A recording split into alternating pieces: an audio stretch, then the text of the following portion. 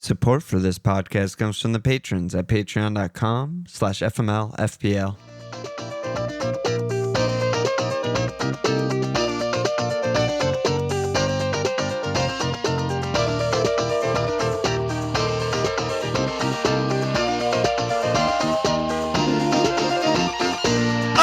Okay! Welcome to FML FPL Milan. Walsh. How are we doing? Great. Maybe you could say we've been better. Why do we fucking play this game? Why do we play the game? Why do we play this game? I don't know. I was really coming up with very few answers to the question this weekend as things were unfolding from before the 4:30 a.m. game even kicked off. I was questioning it. And that was a lot of the kind of vibes responses on Discord and Twitter and whatever was just like, wait, why do I play this again? Well, like, what's fun about this unfair leak dumb game that's just disaster after disaster? And I don't really have an answer for them. All right, check us out. That's it. So we didn't get a lot of points. I think this was the worst game week I've ever had in my entire history and life of playing this game. I mean, I got 22 points. Walsh got 22 points, 12.7 million game week rank. I got 23 points, 12.6 million game week rank. Needless to say, we both lost in the cup. I don't know if I even need to pull up the teams. There's nothing to say. You look at a bunch of ones and twos if you'd like to. It's you can do that. But yeah, we both started Foden. We both started in Captain Haaland because we didn't get the leak. And everyone else who is in our Discord or a content creator or on Twitter or anything did, Foden to Bruno or Foden to Enzo and benched Haaland. And changing the captaincy didn't actually matter because none of the other guys really scored points except Semenyo. Yeah. But even just making that transfer is like a plus 10-ish. Benching Haaland is plus more. Like my bench guys scored points. I would have gotten way more points if I benched him. Just feels so bad. Just feels so fucking bad. Yeah. I was on not much to add. 4 green arrows in a row. I was on 6 green arrows out of the last 7 since game week 16. And then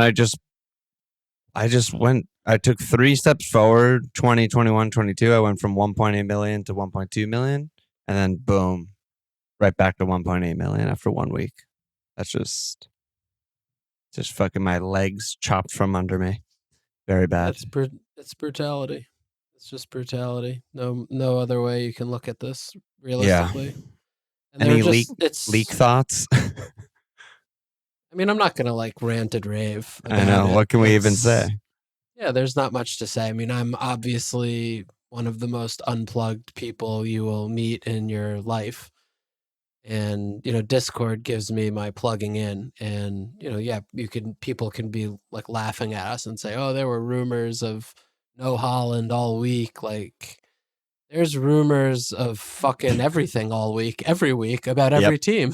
Yep. So you can, Monday morning quarterback this thing as much as you want, but the fact remains that, we're sitting here, 6 hours before Man City are kicking off and the internet's melting down because, fucking Savage Masturbator in his basement has some team news.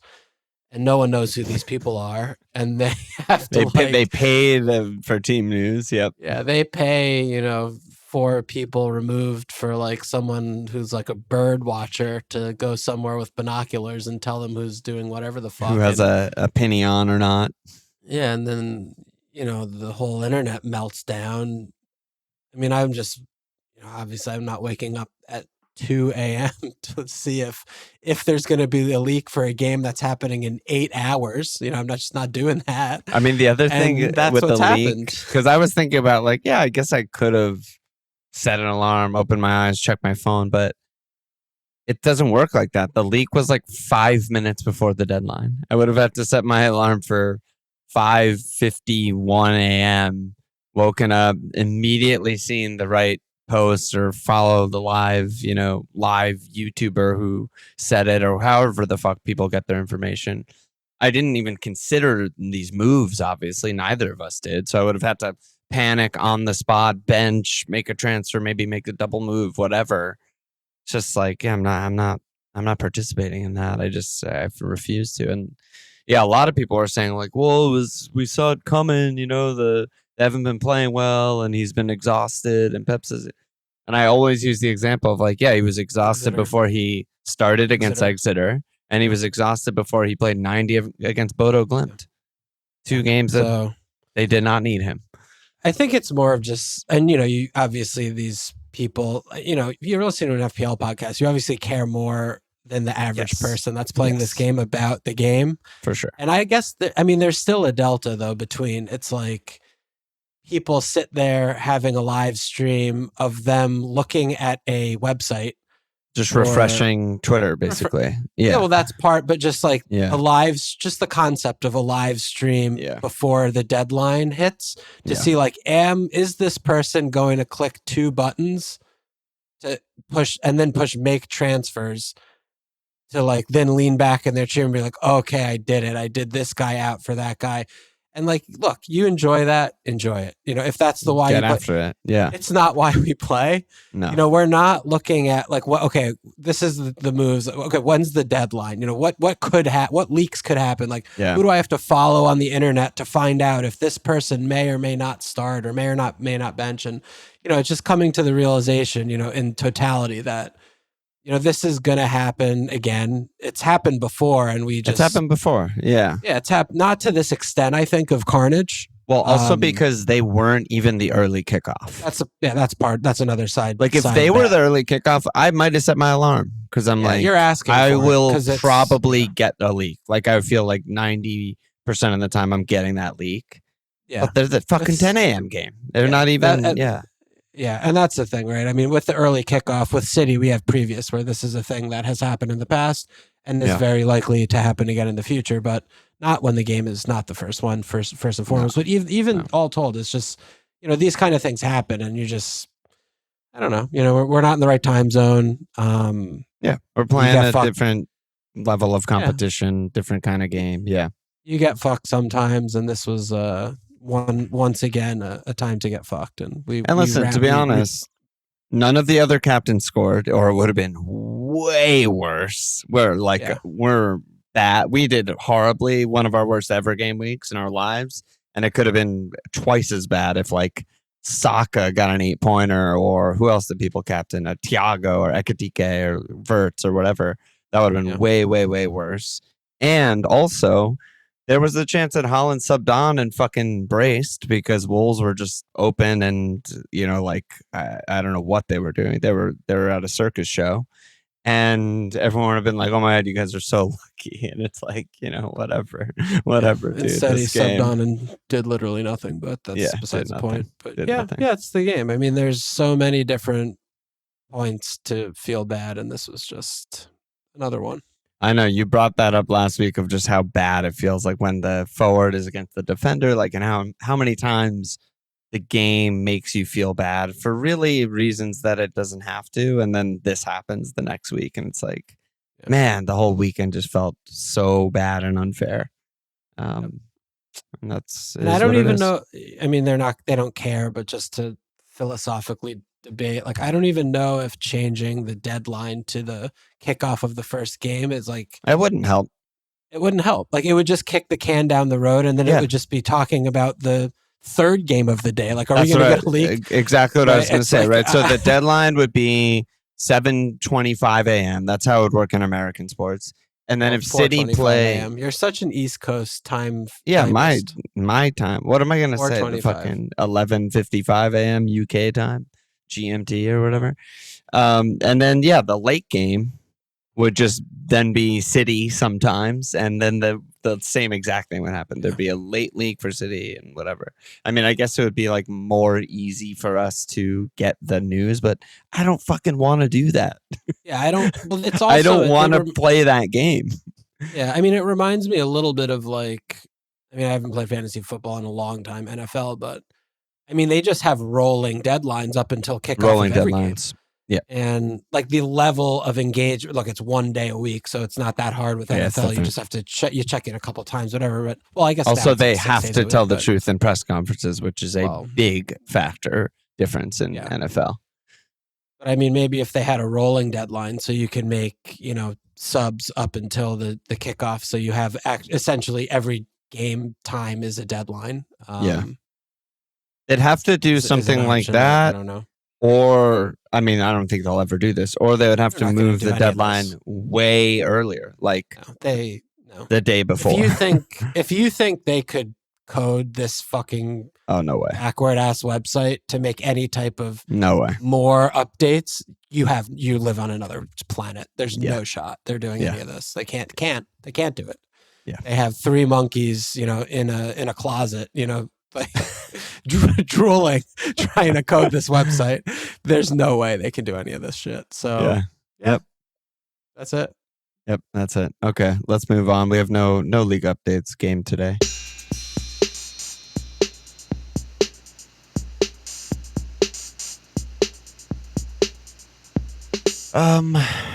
I mean, we kind of we talked through the leak. We don't really need to talk leaks anymore. But the 2 city questions we did get one was Tuna. He said, "Please talk to us about Semenyo," and then Romford was the other one. He said, "I saw the evil leaks and I sold Haaland in a panic. Do I need to wildcard him back in, or do I just ride it out till game week 31?" I don't know what the significance of game week 31 is, but maybe they have a good fixture or something like that. I don't either. That's really far away. Yeah, I think you're just looking at Haaland. I mean, his next 2 are not cappable. They're away Spurs, away Liverpool. So you probably wait until 26 home Fulham, you're capping him. 27 home Newcastle, you're capping him. Yeah. Away Leeds, I don't know who else is playing 28. That's definitely captainable. Home NFO 29. So yeah, I think you probably just go for the next 2.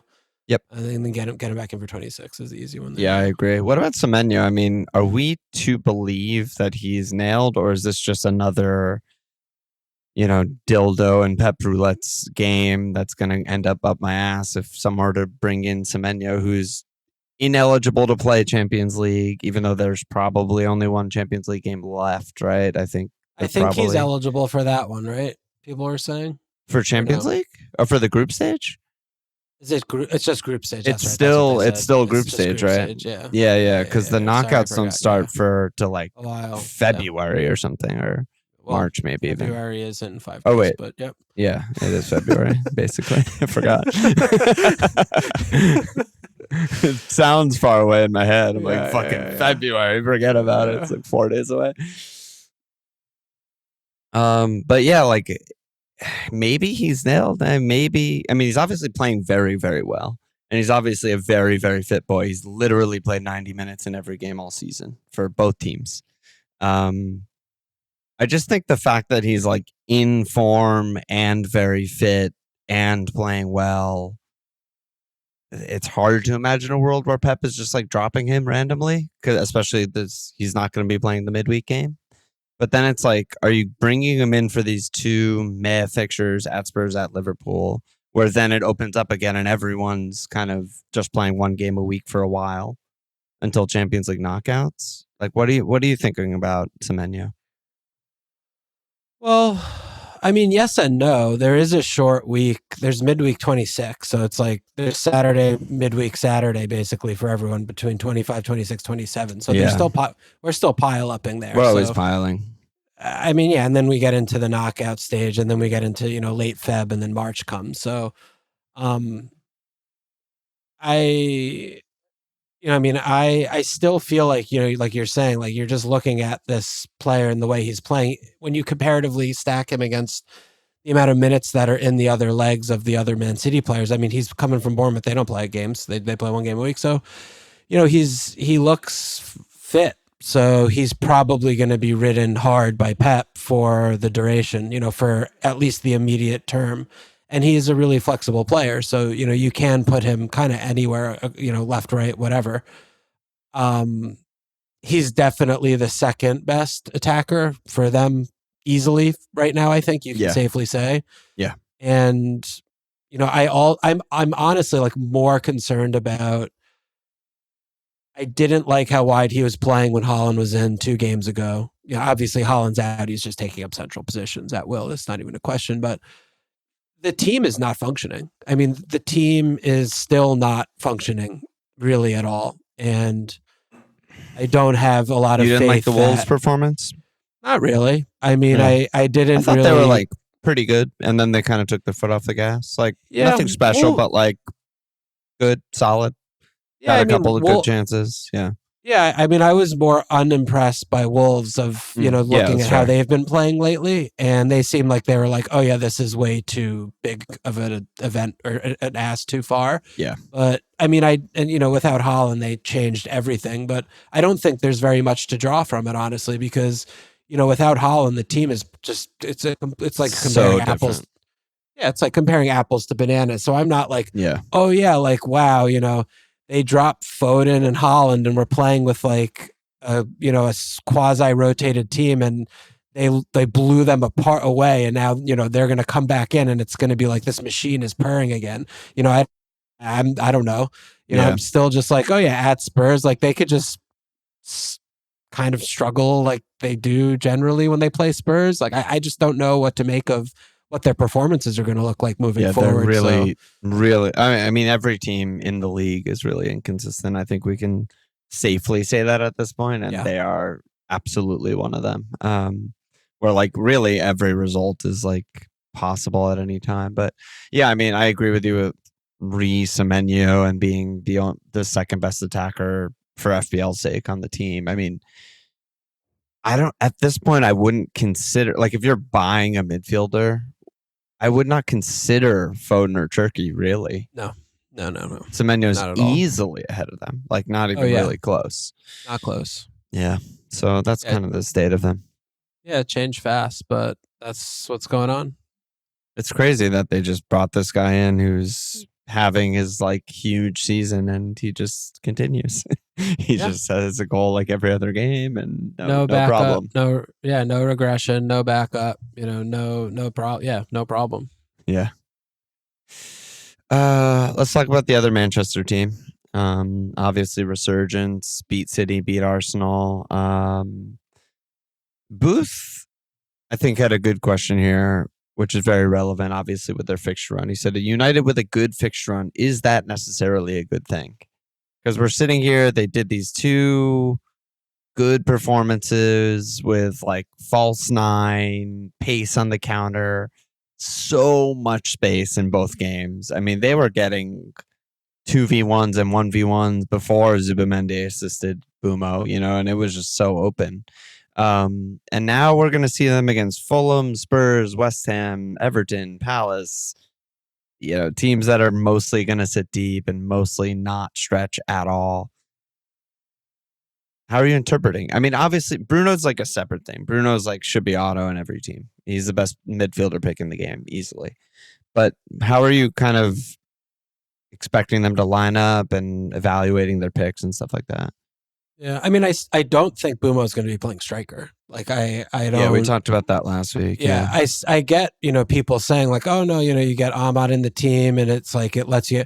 I just don't believe that him striking against two deep banks or just having to play back to goal with two strikers with two two center backs. Excuse me, that's a triple fuck up. I mean, no worries. And like he just has never done that. He shouldn't be good at that, and I don't expect Carrick to ask him to do that. So he's obviously going to change the way they play, and he's going to change the system, and he's going to do little bits here and there to combat those new challenges. But it kind of goes back to what we were talking about for me, again, back to last pod about one game a week, train midweek.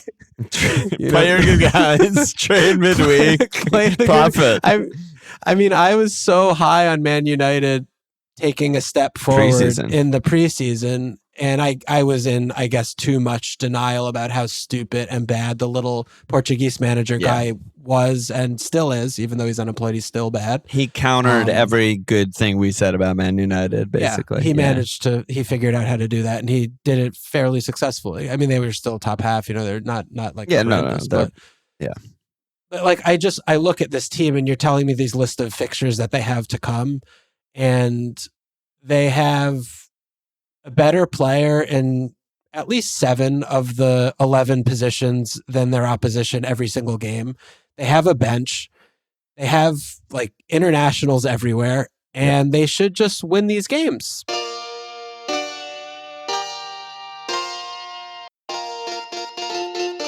Like, they should be good. I mean, they should just be a top 4, top 5 team from this point on. I don't think you need some fucking brilliant genius manager with all of this pedigree to look at this squad.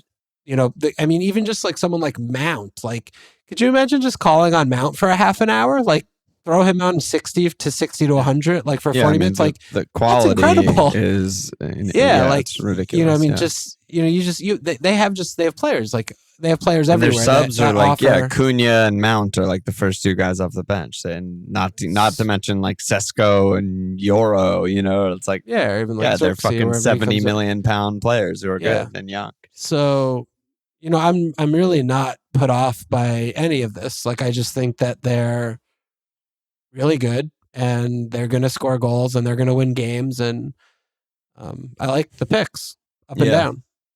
Yeah, I mean, I'm like a little one notch lower than you, where I'm like, Bruno's auto. If you don't have Bruno, you're actually dumb. Like, you're actually just the like argument that you're construing to convince yourself to not get Bruno is just absolutely crazy. Beyond Bruno, I think Boomo is definitely the second best pick, because he'll start every game, whether it's up top, whether it's right wing. He takes shots, he scores goals, he's a great player. Beyond that, I mean, I don't feel comfortable like picking anyone else who's going to start. Like, I don't know who's going to start genuinely between Dorgu, who X50 asked about, Ahmad, Sesko, Mount. Like, just in any of the attacking positions, I just feel like Cunha, I don't know who's going to actually start games. Slab's a good pick. Slab should be a good pick. Delict, who the fuck knows what's wrong with Delict? He might not play again. He might be completely fucked. Sesko also kind of like rolled up at the end of the Arsenal game, right? Or no, he got like hit in the face. He could be concussed or something. Who knows? Who fucking cares? But yeah, I mean, we'll see. I mean, like, it's obviously hard to break down a low block. Like, the best teams in the world struggle with that every year. But yeah, I mean, are they going to score goals? Are they going to continue playing like open attacking stuff? Like, yeah, I think so. You know, he's just kind of like, it reminds me of Ollie, honestly. Like, and I mean that as a compliment. Like, Ollie, when he first came in, remember that like 10-game run where they were just scoring like between 2 and 5 goals every game. It was Pogba, it was Bruno's first year. I don't remember who else was there. Tony Gloves, Rashford. They were all just like ridiculous, unstoppable. And it was just kind of like, let them play. Let them fucking run around. Like, they'll drop points in this run, but it's going to be in a 2-2 fashion. It's not going to be, you know, a 3-0 loss probably. So it's like, that's good for FPL. Yeah, and I mean, don't get this twisted. I'm not sitting here and saying they have 7 FPL picks. They have, you know, maybe 2.5. I think. Yeah, 2.5. That's fair. Bruno, Boomo, and maybe Slab, and that's it. Yeah, that's the list. But I mean, it's also, you know, you don't want to know who I was looking at for the 3rd pick. You don't want to know. Okay, I want to ask. You just don't. Just stay out of it. I also do take some umbrage with this notion that, oh yeah, they're playing these teams that are in like, you know, between 13th and 7th and 18th or something coming up, and they're just all going to be low blocks. Like, that's not, I don't agree with that at all. No, I mean, Fulham, not low blocks. I mean, that's, but like, look, Fulham, like, they fucking do different shit every game. I have never have any idea what they're going to do. Like, Spurs, like, I don't know what they do. They don't play, they fucking be stupid running around all over the place. Frank doesn't even know what they do. He doesn't know what they do. He like, has no idea what they do. Like, at Western, I mean, they could play with 12 defenders that they don't know what they're doing. Like, they have Everton, like, that'll and probably won't keep it clean, no matter how many defenders just plays with. Yeah. At Everton, I mean, they're all over the place. I mean, they're sort of on the beach already, honestly. And then they play Palace at home. It's like, so. Yeah. I mean, no, low block is unfair, but maybe I should have said just like, you know, seed possession teams, like let you have the ball and let you make mistakes teams and they're going to be countering him, and United's going to be the one with the ball with the pressure of breaking them down, Yeah. I mean, Bigger Daddy was asking any concern over Boomo only playing 70 minutes in both the last two, and Clanburger, do we like Boomo more than Rogers on a wild card? X50 is Dorgu the best pick in the game? Just can't. I just can't get behind Dorgu when he also might be hurt. We don't really know what's going on there. And I just don't really believe that he's just going to be playing left wing for there's no 2 shot. more months, which is like when you want him. Yeah, no. I mean, I don't believe that he can play left back, but he might just not care, and he might do it anyway. Yeah, I mean, yeah. I just expect that. I mean, Shaw's just so limited. But yeah, I feel like Dorgu is just so categorically not a pick. But I mean, the goal against Arsenal was absolutely fucking unbelievable, and he's obviously been playing great. But yeah, I just can't transfer him in without the minutes. I mean, I wouldn't bring in, and it's not like a Dorgu thing. I wouldn't bring in any defender in the entire world if their minutes were as uncertain as Dorgu's are. Yeah. I mean, the Boomo subbing, I just read that to be like he had exertions in Africa and he's not, completely back up. Like they're doing a little bit of management there. And I mean, when he's playing striker, it's a lot more demanding. I mean, he's those 2 fixtures for him are probably, I mean, I'm not like going to look at the running stats or anything psychotic like that, but I don't even know where to find that. I imagine that those are 2 of the more strenuous jobs you could ask a player to do, see like just chasing, especially against City and Arsenal when they don't have the ball. They're just chasing the ball like the whole time he's on the pitch, basically, and just like so. Literally, I mean, it's just fast breaks. It's just sprints. It's like you're just running fucking go route, just want to profit on one of them. Yeah, so I mean, we know that this player historically is very good for 90. Very fit boy. Yeah, usually, and he looked like he doesn't look like he's off the pace or anything. So I think it'll be fine. Yeah, totally. I have no worry either. And then the last question was X50. I mean, it's kind of an interesting one. He said, in hindsight, was it wrong to wait to bring Bruno in until after these 2 fixtures against City and Arsenal?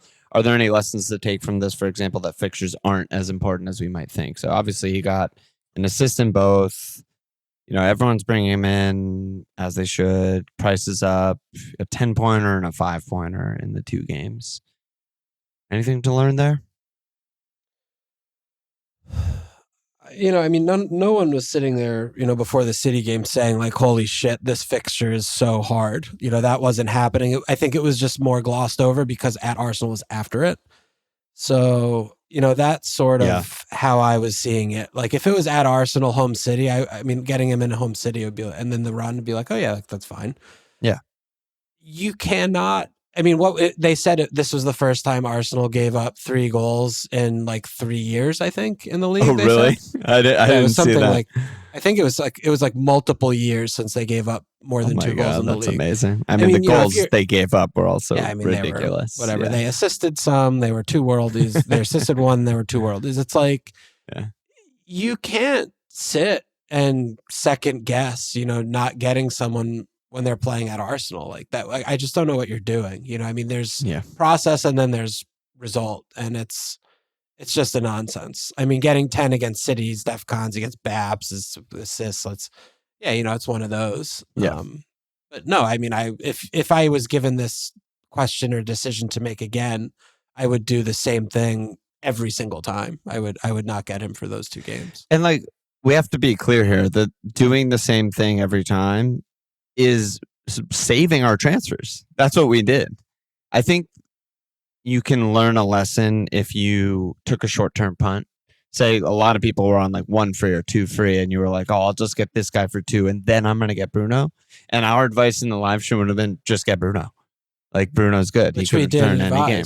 We did advise over and over again. I think for us, it was more just, is it worth doing now when the fixtures are bad and the expectations for points are low? And I think we actually did the right thing. I mean, the points don't really change my feeling on that. And if you were awake for the leak, you got them this week and you got 5 points. Last time Arsenal conceded 3 goals, Luton Town, home, Arsenal. Tuesday, December 5th, 2023. There we go. Gabriel Osho, Elijah Adebayo, Ross Barkley. Simply go. cannot be stopped. No.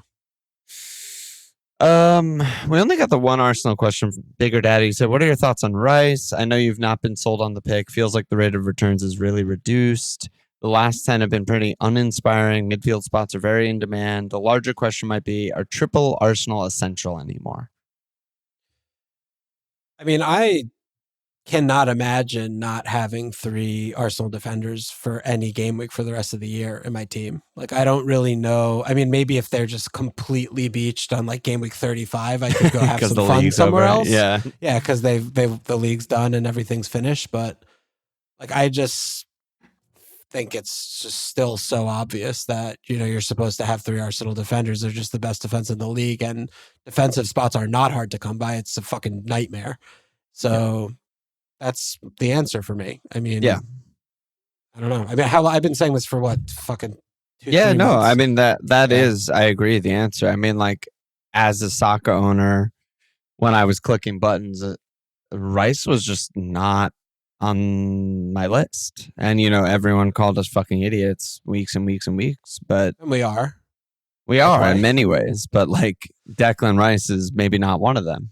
Scoring fucking worldies and random points and assisting own goals is not really repeatable. So, yeah, I mean, it just seems like there's no way that, unless this was a real blip or a sign that the defense is going to start fucking up or get sloppy, because they were really sloppy. I mean, they were bad. Yeah, like they were bad. The goals were stupid. It was a Zubamendi assist to Boomo. It was a fucking Dorgu worldie, yada, yada, yada. But also they were conceding wide open spaces and counters, so I don't know what the fuck they were doing. But if we know anything about Arteta, his reaction to this game will not be anything other than tightening the fucking belt and just saying, let's go back to 0-0ing and never conceding chances ever. And that's via the defense. I just don't know who the third guy is. I mean, Gabriel's obviously the best. I hate Timber so much. I know you hate Timber, but like, he starts every game. He's really versatile. I hate him. So how would you rank them, though? I mean, it's he's hard in. to. I mean, I've had him. Yeah, forever. he's in. That's the problem. I mean, Saliba, I guess, with the Saliba with the 0.3 savings, like, fine. I mean, it's basically no difference. I mean, it's Raya and them 3. Pick 3 of those 4. However you're. Yeah, I think it's Raya, Gabriel, Timber, probably. Saliba.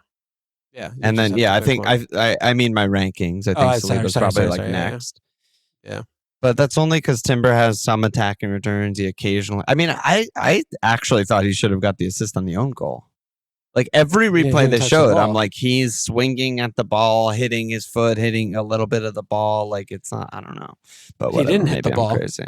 I thought he did. You're crazy. No, he didn't. Because he sucks. He's so stupid and bad. He can't swing his fucking foot and connect with the ball. He sucks. He just misses. Like, it's like, ask him to do the final output action, and he just cannot do. Does not compute. Well, he kind of did do, because he kind of made Lissandro. He didn't do. He just swung his stupid ass leg and fucked it all. Yeah, I know. But if he I need to go back and watch that 5-0 Leeds game week 2, because as far as I'm concerned, it didn't happen. Like, I don't know how he got. It's hard to imagine. How could this player get 2 goals and 1 assist in any game that's only 90 minutes long? I don't understand. I actually do want to go. I'm going to go back and watch the highlights. Yeah, go watch the highlights. Please report back on Thursday pod. Fucking hate him, man. But yeah, I mean, that's just the state of Arsenal. I mean, Saka needs to be ejected. Rice is just, I mean, if I owned Rice, Gabriel, Timber, or Rice, Gabriel, Raya, am I like emergency selling Rice? Like, I'm not, because he is going to actually start every game, unlike Saka. But it wouldn't, it would still be like in the back of my head, and it would be part of plans of like moving stuff around, probably, right? So, yeah, I don't know. At Leeds, they have Champions League game. I think it's a dead rubber, and then they have at Leeds, and they have home Sunday. I don't know when to make the move, but the moves will be made eventually. Yeah. I mean, Saka. Rice is separate. But I mean, the question wasn't about Saka. I mean, Saka just sell, immediate sell. He's just you can't spend the money on him when there's Bruno and the like. Just all over the place. Like you just can't keep persisting with it. It's not happening. Yeah, I mean, I'll possibly hold him for this week if he doesn't play in the Champions League game. If he starts the Champions League game, he's 100% out of my team this week. Not even a question. Yeah. We got to talk about forwards. We got questions all over the shop with forwards. Okay. We got questions about. I mean, Brian's question just sums it up for everyone. He said, "Which one of these dumb fucks do we get in? Ollie's nice, but Tammy Abraham transferring in makes him questionable. Ekitike is too unfit for 90. Thiago has shit fixtures. Bowen's good when West Ham's good, but fuck Brobby, Evan Nielsen. He's Ladro. He's looking at everyone. Who's good? What name a good forward?" I can't really. Operation Name a Good Forward.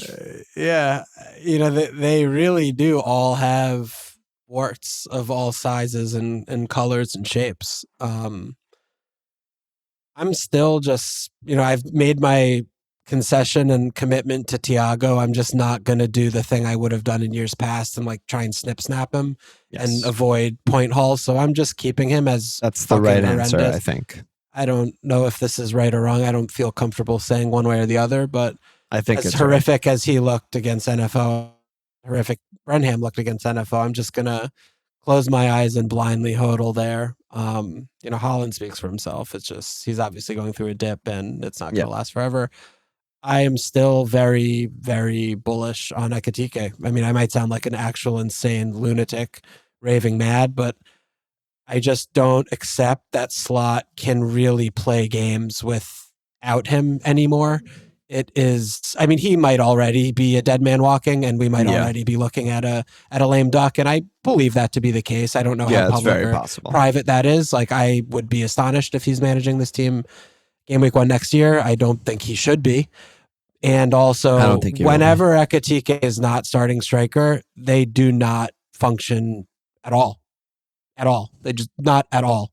And I think that he has to just play him for as many minutes as he can every game until he needs to sub him off because he's walking around the pitch. So I like those three still, and I'm going to stick with them for the near term. What about you? I do think you have a blind spot with Ekitike. I think when we got him, when Isak was hurt and we both got him and he was on fire and scored a bunch of points and it was great, the presumption was he's going to start every game. Even if he only plays 70 or 75, he's going to start every game. And if he's starting every game, he's an incredible pick. And that is just not the case. I don't know what's wrong with his body and why he can't get fit. That's a whole, someone can do a fucking study on that. But he's probably going to start against Karabakh. And then I don't know if he's going to start in the Prem. And then, like you mentioned, like the pileup just never ends. Like, it's like, that's this week. And then there's home City on a Sunday. He'll probably start. And then there's 2 days off until Sunderland. And he probably won't start. All he's shown us all season is that he can't play the minutes that we want him to be playing. So I just think as good as it felt when we got him in, and as good as he is when he's on the pitch, because he's such a good player, for FPL, he's just kind of a fucking disaster, and he has no avenues. And here's Bowen, who plays 90 every week. Now he has pens, and Ollie's on fire and starting every game. And I don't know if Tammy Abraham's going to have anything to say about that. But yeah, I just think Ekitike is just fallen by the wayside as a FPL pick. Sadly for us, it's because of his fucking body, Yeah, that's reasonable, and I will continue to hold him. Yeah, it's fair. I mean, we'll see on Thursday pod what lineup Liverpool played and how many minutes Ekitike played, and hopefully we'll figure something out for that and hold him for home Newcastle. But I mean, I mentioned this on the last pod. I think like there's still not a 0% chance that I wildcard. Like there could be a Saka starts on Wednesday, Ekitike starts on Wednesday, like whatever, and I'm just like, what the fuck am I doing with all of these guys? I need to make 4 more moves, and I'm just going to do it via wildcard. So that is definitely still in play. I mean, I ripped all my moves on Saturday, so I'm fucking chilling. How many? How many was all? All 3 were ripped on Saturday before the deadline. Go. During the day when I needed to feel something from besides numbness and cold. But I mean, my bigger he started all those. I did Turkey, Foden, and Gakpo out for Bruno, Boomo, and Keenan Dewsbury Hall.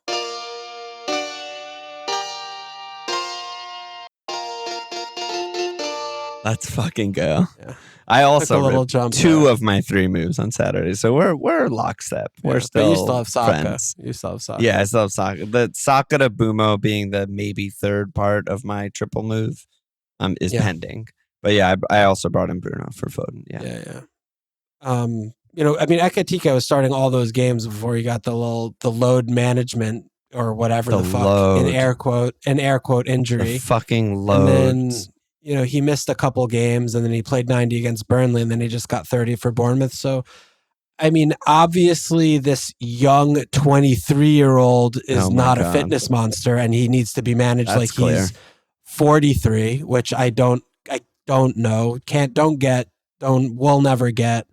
Would need to sit down with an actual, MD to explain like how is this possible? Because he doesn't have an obvious injury, like his leg's not broken, but. Like, I just feel like he's being worked back into fitness, and he's got to be like right there based on the time he's missed over the last 3-4 weeks. Yeah. Where it's like, again, I feel like he doesn't have a choice. Like, I mean, if he gets injured in Gameweek 25 because he started 2 games in a week, then he's fucking injured. Like, I don't know what you're doing. Like, play the player until he gets injured, or like shut the fuck up. Like, I don't care. He's 23, and there's no replacement. There's no plan B. The plan B is lose games. But it might also just be coming from up top. It might not even be his decision. And they're like, protect our asset. You're not even the manager anymore. Yeah, so I don't know if this is Blueco or what's going on over there, but and that's what I'm going to just blindly. But what do you think about Bowen? Has he gone up for you? I mean, he takes pens now. No, I mean, if anything, he's gone down for me. I mean, watching them play in the new formation, he's so bad. Like, he just looks he looks literally nowhere near points in open play ever. Yeah, and I don't want anything. He's almost more likely to get DEFCONs than open play points, which has actually been the case. Yeah, I want absolutely nothing to do with him. Yeah. I'm nowhere near him. Yeah. If I wanted a striker who I thought their best chance of scoring goals was a pen, I would just get DCL. He's $2 million cheaper. Right. Yeah, there's Ollie. I mean, he's been playing really well, and probably a good time to get on him. Yeah, it could be. I mean, I don't know. He's expensive. I mean, if you're very twitchy with Ekitike, good fixtures. Yeah, he's an obvious, like candidate. Yeah. I mean, the news around Mateta is somewhat interesting if he actually goes, but I think he's going to he's going to put his name back in the ring, I think, because he looks somewhat fit again, and we're fit again. So, and he's playing 90 again. He's playing 90 again, and he's also on pens, and he's 7'5". So, I think we know he's a forgotten man. He was in almost every team for a spell of period earlier on, and he was in clean and fucked it again this week. The story of his career, or story of his season. And yes, he has 1 goal in the last 3 months. I mean, our fixtures are pretty good coming up. I know we still have the Europe, but they are good. Yeah, but 7'5". We're trying to find something here in a pile of shit. Basically, I mean, I like it more than fucking Ladro. I was about to say, I just can't get behind Ladro. It's ridiculous. Can't, he's such a scam artist this year with his points. It's just we don't know his role. It's not nailed, right? Like, people are just looking at, they get hypnotized by home West Ham, at Wolves, home Leeds, home Burnley. He could start 2 of those 4, and it would just be like, oh yeah, Palmer started a game, Delap started a game, like whatever. So. The biggest thing that's fucking annoying me is, like, I want Wissa to be a pick, and he's just never going to be a pick. He's literally never going to be a pick as long as this season is continuing. He will never be a pick. Europe, he's just never going to be a pick. It's so infuriating because I know if Voltemata, tore his Achilles tomorrow, this would be like the second best forward easily. He would be in the team so fast. So fast. He would be in the team, yeah. So fast. Yeah. But yeah, so yeah, Yeah, and I mean, can't be fucked with Evan Nielsen. Also, Oh, that God, was a shot. fuck out of here. Yeah, no, that's ridiculous. That's offensive. I'd rather have like Mane on Wolves than Evan Nielsen. Yeah, I mean, Mane is not an insane pick. Like, he's not bad. He played well again. He plays well every game. I mean, the bigger issue is in FPL is like he just doesn't get big chances really. Like he also just played Newcastle and City. You know, like it just seems like reverse out of position. Yeah, he is.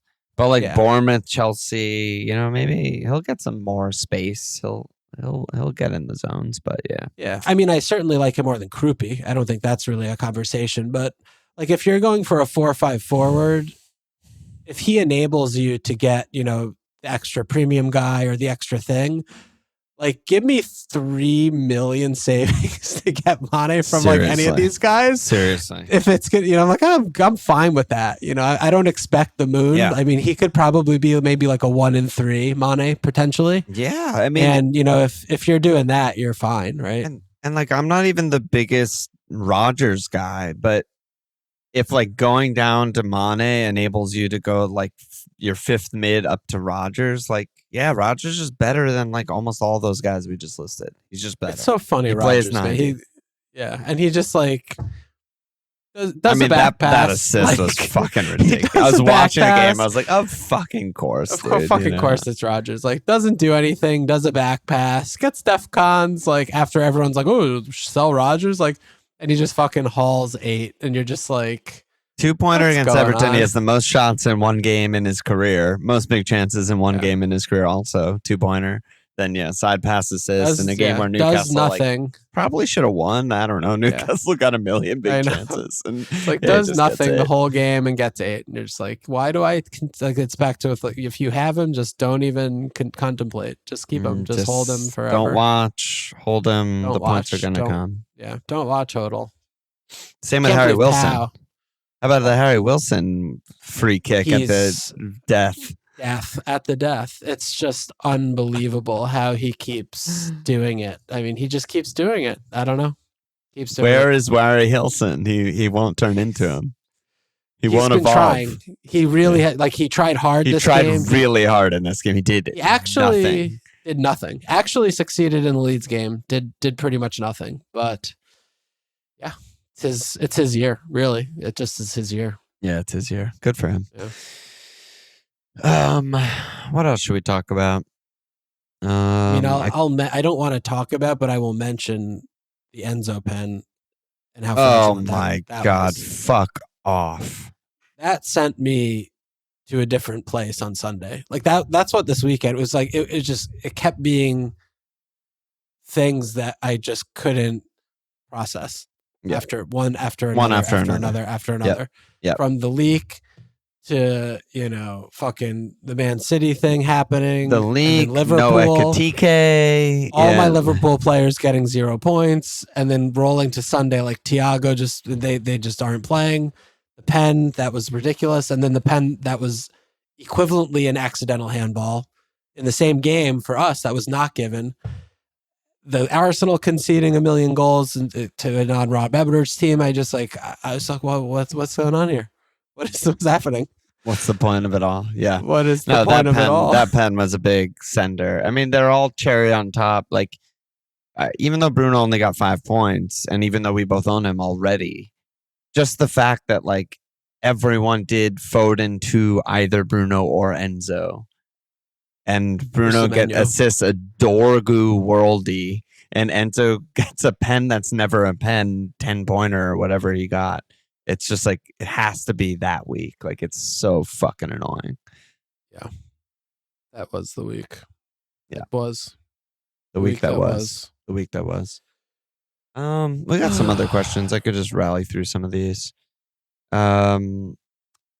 Cat think, who are the first names in a potential wild card in 24? So I guess, some people are already committed to the wild card. I guess we've talked about most of the first names, right? I mean, it's Bruno, it's Thiago and Haaland, I think. It's Thiago, not for me. Yeah, Thiago definitely for me. Yeah. It's Gabriel, Timber, probably Raya. That's probably your Arsenal triple up.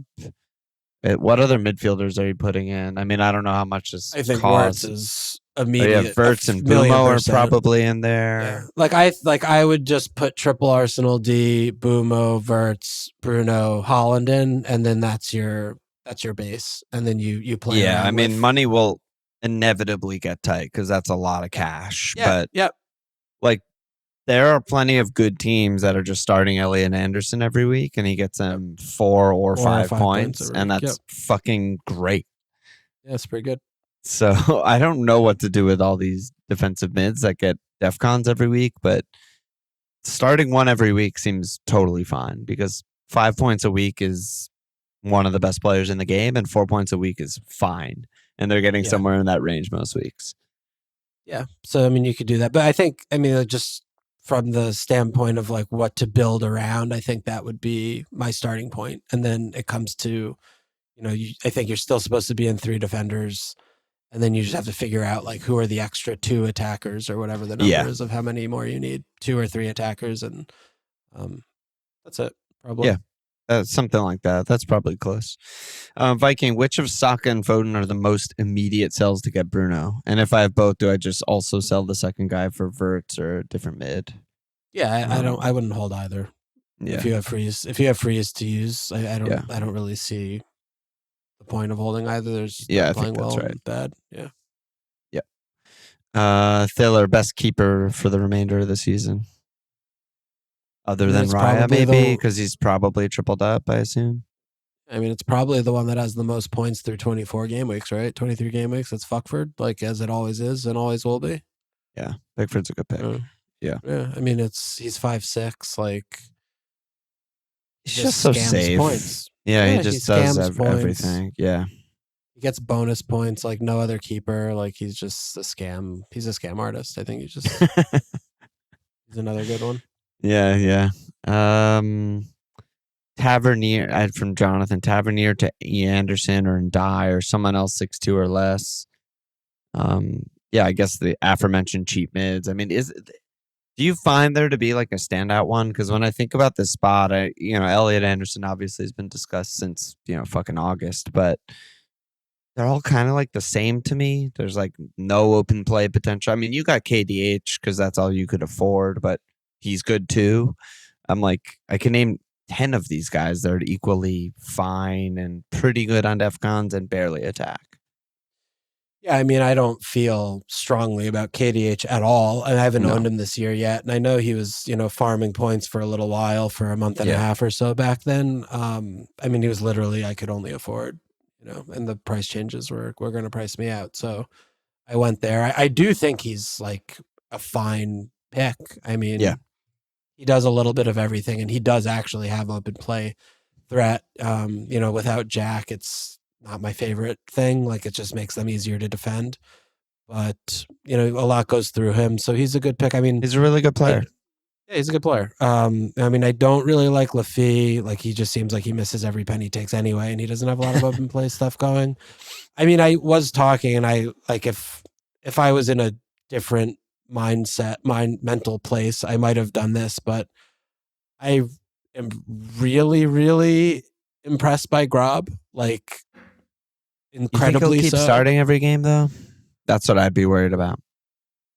I mean, our resident Brighton stan believes that he will, because they're pushing for Europe and he's so many levels above anybody else, which I mean, I couldn't agree more based on watching him. Like, I was like, oh, he's fucking old. He probably can't do anything. No, he's still, and I'm just watching him like good. He's literally the exact same as when he left. Like, he looks exactly the same. Yeah, it's not like he left 8 years ago. He left like a year and a half ago. I know, but I just still, I mean, a year from going from 32 to 35 or whatever, like that's, it's a big difference. But they, like, the little baby guy does anything. Like, he drops players who are better than players that comes in the team. That's what I'm worried about. That's exactly what I'm worried about. Yeah. So, I mean, he's saying that, and I'm like, yeah, that makes sense. I was like, but also from a sheer like stock standpoint, I mean, you're not getting value from starting Grob, and they don't I don't know if they care about anything else. For those who have no idea what the fuck we're talking about Pascal Gross, aka Grob. But yeah, I mean, Ferguning also told me to not get Van Heck, and he went on to go fucking brace and get 17 pointers every other week. So I don't know what to believe anymore. Maybe I shouldn't have asked him. Maybe we need a McBrien guy. He's fucking wrong. No, but Gross, I mean, yeah, legitimately good. I mean, he created like that Welbs chance. He took all, if not the large majority of their corners. He took like at least 5 or 6 corners. His delivery is unbelievable. So good. I mean, it's so whether good. It's a dead ball or it's an open play, like his balls are just on dimes, like repeatedly on his dimes. Balls. Yeah. So, they have pretty good fixtures. Like he's 5'5". Yeah. I mean, I was very close to hitting him in instead of getting KDH, but I was like, there's more of a chance that I smash my head against between the closet door. High chance. Then like this works like for a hit also. So I didn't do it. Absolutely. Went for something a little bit in air quotes safer, but I really do like him a lot. Like I like him a lot. I think he's just playing great. Like he's like the best player on the pitch every game he's played. So he's a name to consider also. Yeah, I mean, Elliot Anderson is safe and a really good IRL player. He shoots like maybe once every 5 games. No, I can't. He doesn't take set pieces either. There's a chance this big that he's on pens because MGW missed their like European pen, and if he is, I'm done fighting against it. Right, like he's just fucking auto get him ridiculous. Forget it. Yeah, forget it. If that happens, we don't know. We may never know. But yeah, I mean, he's safe. He's cheap. He's good. I like the gross shot.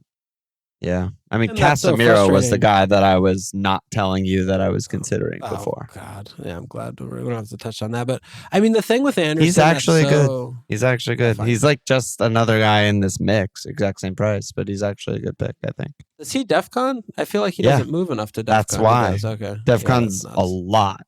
I mean, his last 2 were only 9 and 8 against Arsenal City. Before that was 12, 18, 12, 11. Well, I don't know if that's a lot. That's on the threshold, but... Well, I mean, yeah, that's what you want, right?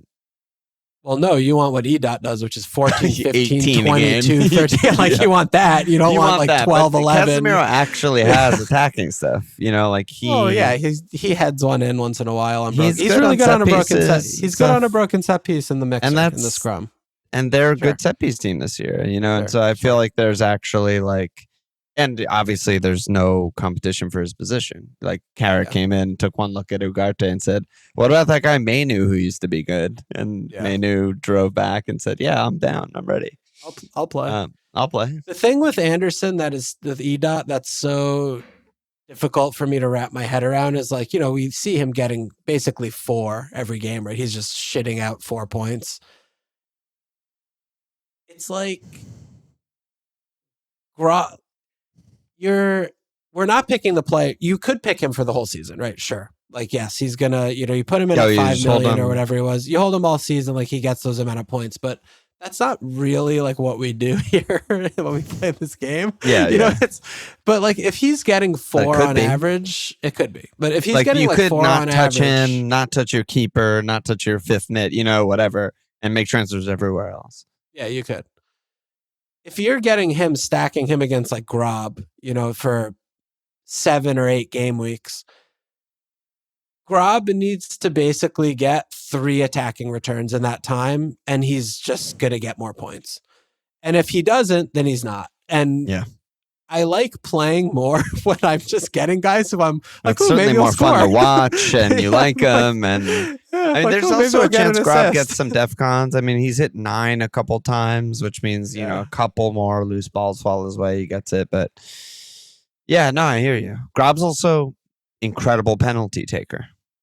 Yeah. Why wouldn't he take a pen for them? I mean, he's just the senior citizen there. Yeah, well, so is Milner. He gave it to someone else, I think, one time. Yeah, that's true. That's true. But no, there's something to that. I don't know.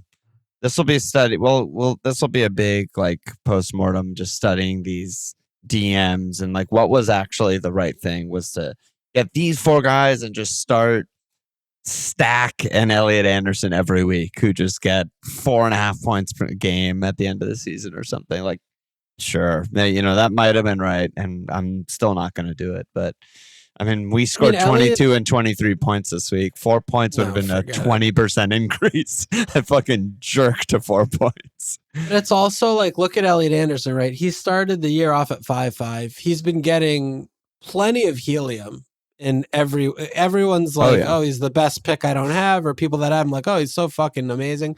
He's price dropped twice. Like his price right now is 5.3. It's because I sold him too. It's because you look at him every week. That's what I'm saying. And it's like, what's the point? Yeah. Every week it just feels like I could get someone else. I could get more points. Let's not talk about what happens after you sell him, because the answer was I got way less points and I wasted a transfer. Well, that's always the answer. But that's the answer to a different question. I need a Chrome plugin that just literally hides that spot, and I'd be doing way better. That's a good Chrome plugin idea. I opened my pick team page or my transfer page. It just doesn't even show the keepers and doesn't even show Elliot Anderson. They're invisible. I would definitely stop playing if I couldn't look at keepers. Like then I would not be playing FPL You only anymore. see it on the points page. You can't transfer it. Yeah. Well, I mean, this is like having a parental lock for like a child on the internet. That's exactly what I'm asking for. Okay. All right, here's the last question, and let's get out of here. Adman said, I heard from a friend that Americans wear outdoor shoes indoors as well. Is this true? What? Do you do it? And if so, when do you take on / off the shoes, and where do you store them from a confused European? Wait, what was the question implying? That people just wear sneakers like just around wear their shoes. The house? Yeah. Like they get home. They walk in the door and they keep their shoes on. I've never heard of that before, literally. I don't know anybody that does that. Is very common. What? Are you telling who does this? Who do you know that does this? Our friends in high school. What? Yeah. I mean, I didn't. You didn't. Goddamn no, Hero didn't. But people just do that. People just wear their fucking shoes. I don't know, man. Yeah. It's shocking. In high it's school? horrible. Yeah. I mean even still, me and Sharon, I don't have someone on top of my mind, but me and Sharon will go somewhere and be like, oh, should we take our shoes off? And some people are just like, no, it's fine. We're like, all right. High school is different, though, because we're always getting fucked up and we're always doing fucked up shit. But I'm talking we're now not inside. Even. I don't know. I don't know what's going on. It's here. A bad job. It's bad. But it happens. First thing I do when I get home is take my shoes off, obviously. And then I change into comfortable clothes immediately. Yeah. Yep. And I'm barefoot all the time. I mean, I don't wear socks in the house. I'm not some fucking psychopath either doing that. I wear socks. It's cold in New York. Yeah, it's like 16 degrees out. I don't have winter here. Like I'm socks and slippers in this season. I can't believe this. Like I know, the Asian households with like can't step inside. Like okay, like calm down. That's how we run shit here. That's how we do it. But like you have an Asian person, but it's like, okay, I can go to the mudroom like the closet's like right here. Like I can take 4 steps in with my shoes on. And I'm fine. Like guys, like we're not gonna track like bullshit everywhere. But not fine. Wearing shoes in the house is absolutely insane behavior, and I could not condone anything less than that. It's horrible.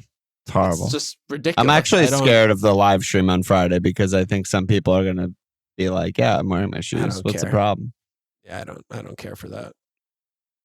I don't know what that is, man. That's the answer. That's all we got for you, Odd Man. Don't do it. Don't condone it. Hate everything about it. It's also the same thing too. And I mean, I don't know if this is strictly in media, but how are there people that wear their work clothes through the evening? Like, do people actually do that? Like, they'll come home. I don't know anyone who does that. Because literally, like, almost so many TV shows have the dad when it's the late evening after dinner time wearing his like like his vest over his sweater vest over his collared shirt tucked into his slacks. It's like, are you fucking kidding me? Fucking joking? Like I rip that shit off when I sit down in my car like immediately. The best part of the wedding is when you loosen your tie and fucking get No, it's crazy. I don't know. I can't explain it. I mean, I'm always noticing on reality or fake TV shows where shoes on the couch. That's all the time. They lay down on the couch and they're wearing their shoes. I'm like, oh, Can't be doing that. Can't be doing that. It's made up. Because I'm trying to run through in my head too of like people that come over. Like I don't think anybody just like is walking around with their fucking shoes on. Am like in the last 10 years here? No. Maybe California's different. I don't know. Yeah. I don't know. No. I mean, no one that we're friends with comes over and just walks in with their shoes, and I have to be like, hey, wait, take your shoes off. But it's a thing. I mean, some people just do it. I don't know how. Speak up if you do. Or never speak or again. Never invite me over and never speak again. Change your ways. Do you part with your dirty secret? No anus slaps, nothing to report. Everyone hates us. Any last words? See you tomorrow.